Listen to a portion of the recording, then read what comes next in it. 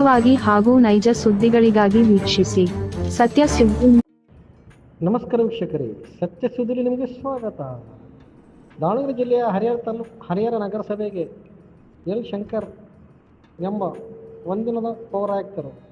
ಹೌದು ವೀಕ್ಷಕರೇ, ಹರಿಹರ ನಗರಸಭೆಗೆ ಎಲ್ ಶಂಕರ್ ಮುಖ್ಯ ಲೆಕ್ಕಾಧಿಕಾರಿ ಪಟ್ಟಣ ಪಂಚಾಯಿತಿ ಆನವಟ್ಟಿ ಶಿವಮೊಗ್ಗದಿಂದ ಒಂದು ದಿನ ಮಟ್ಟಕ್ಕೆ ಹರಿಹರ ನಗರಸಭೆಯ ಪೌರಾಯುಕ್ತರು ಹುದ್ದೆಗೆ ಸ್ಥಳ ನಿಯುಕ್ತಿಗೊಳಿಸಿದೆ.